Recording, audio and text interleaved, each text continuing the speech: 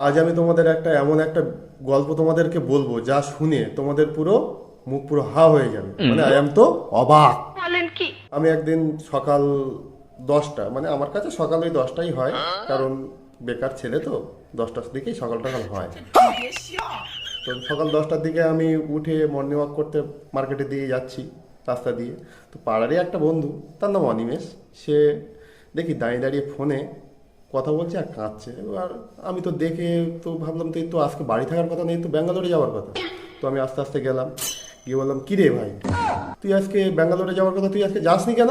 তোর তো কাজের ব্যাপারে তো ব্যাঙ্গালোরে যাওয়ার কথা, তুই তো বলছিস আমাকে যাবো, আজকে থাকবো না। नहीं नहीं नहीं नहीं, सारुण के यहाँ कुछ तो गड़बड़ है। তো বলছে যে ভাই জানিস তো কালকে না আমার সে ঘুম ভাঙেনি। আমি বলছি ঘুম ভাঙেনি মানে কি, তুই যাবি আজকে, তুই তাড়াতাড়ি ঘুমাবি না? তো বলছে আমি সে ঘুমোতে পারিনি, তোর বৌদি আর কি আমাকে ডেকে দেয়নি। क्यों? क्या हुई? কালকে একটু ঝামেলা হয়েছিল। এই ঝামেলা তো স্বামী স্ত্রীর এরকম হয়, তো ঝামেলা হলে যাওয়া ক্যান্সেল হয়ে যাবে, ডেকে দেবে না? এটা কোনো ব্যাপার নাকি? কি হয়েছিল? তো আমি তো মোটামুটি একটা খুব কিউরিসিটি নিয়ে শুনছি আর কি, প্রচণ্ড একটা ব্যাপার, যে কি ব্যাপার ওদের ব্যাপার, বন্ধুর ব্যাপার, বউটু কি ঝামেলা হচ্ছে। তো বললো যে কালকে আমি না বাজারে গেছিলাম, বাজারে গিয়ে মাছ ফাছ কিনেছি, কিনে এবার আসার সময় আর কি একটা বন্ধুর সাথে দেখা হয়েছে, অজিতেশের সাথে। তো আমি বললাম হ্যাঁ দেখা হয়েছে, তো কি হয়েছে?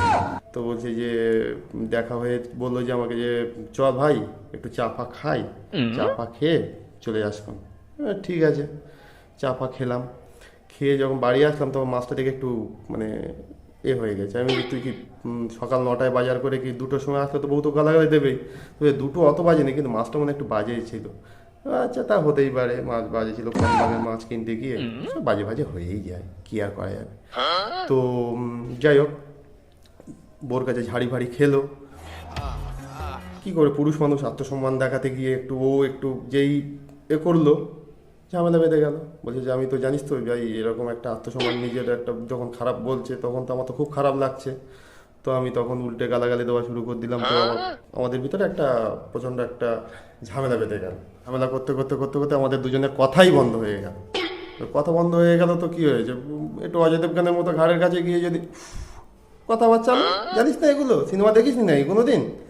তো বলছে ভাই সেটা তো ট্রাই করেছি, কিন্তু যেই ধারে যাচ্ছে সেই একেবারে কিল ঘুষি লাথি এসে পড়ছে। তো আমি ভয় ভয় আর কথাই বললাম না। রাত 11টা বেজে গেছে, তখন ভাবছি যে ভোর তো 5টায় উঠতে হবে, কি করি? তো একটা চিঠি লিখেই বরং করে দিই। চিঠি? তুই তো শুনেছি তুই তো অ্যারেঞ্জ ম্যারেজ করে বিয়ে করেছিস, তো চিঠি লেখা আবার কোথা থেকে শিখলি? তো বলছে ভাই চিঠি লিখতাম আর কি। আচ্ছা ঠিক আছে ঠিক আছে, বলো বলো।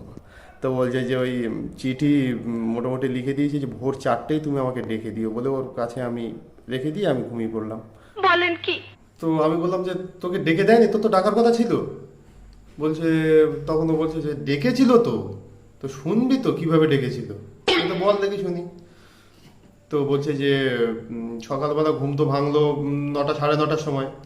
তো ঘুম ভেঙে আমি তো মাথা আর তখন কাজ করছে না, আমি তো যেতে পারবো না, ট্রেন তো মিস হয়ে গেল, তো কি করব এটা ভেবে ভেবে আমি তখন এদিক ওদিক তাকাচ্ছি, তাকাতে তাকাতে দেখি যে বালিশের পাশে আমার একটা চিঠি পড়ে আছে।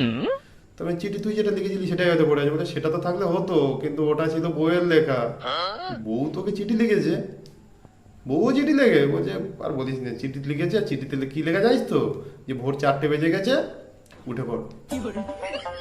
ভাবো, এই কথা শুনে আমি তো পুরো